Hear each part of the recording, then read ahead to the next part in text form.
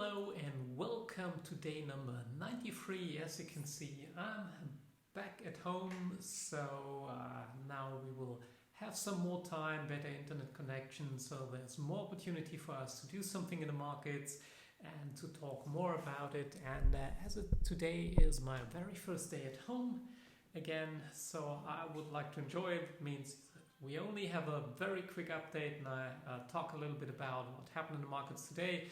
So in the morning, something that I told my students yesterday is that there will be numbers coming out. Now there's a lot of fuss going on about the non-farm payrolls. I already told you about them like a while ago, and also that non-farm payrolls essentially are already known in advance, because if you have a look at the jobless claims, you pretty much will be able to know in advance whether the number will be surprisingly good or surprisingly bad. And we already knew, because of all the lockdowns that are happening, that jobless claims will be up pretty significantly. And how it always is with bad news, first initial reaction with markets is to go down. And guess what? I told them yesterday, so be aware if you're in any long position, make sure that you don't get caught in these things by accident. The markets go down. And also, if you're in a short position, be aware that we have higher volatility and that you don't get caught out as well. So today, jobless claims came out and they were up. I think first of all, they gave the more precise number. So it went up for last week from 3.2 million to 3.3 million. And I think today there were another 3 point something million adding up. So a lot of people unemployed in the US due to these coronavirus lockdowns. And then exactly what happened is that markets went down in this initial reaction. Afterwards they came up, and I already talked about why they go up at the moment.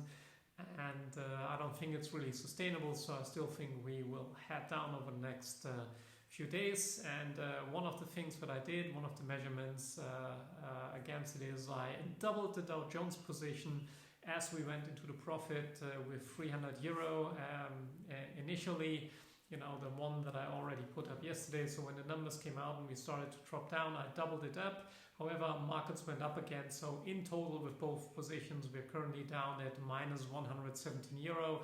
However, I'm pretty sure that when we go down, it will pay off that we have now double the position size. Otherwise, if it would go up, we still wouldn't lose a lot, because we have a protective stop loss order in for both of these. Now the other open trades are silver, which turned into the negative. Now it's down at minus 194. Initial reaction to these jobless claims, so that's totally all right. I still think that the silver price will go down over the next few days. And on the other side, oil came back very, very significantly. I think yesterday we were down at minus 580, and today we are up at minus 183 euro and 80 cents. Another trade that I put on in the morning was a short position in euro and US dollar, and that worked out very, very well, because we're currently up $1,248 and 50 cents. So that's a pretty good result for a day. Already put in protective stop loss order that whatever happens, I think we will go out with at least $500 US plus.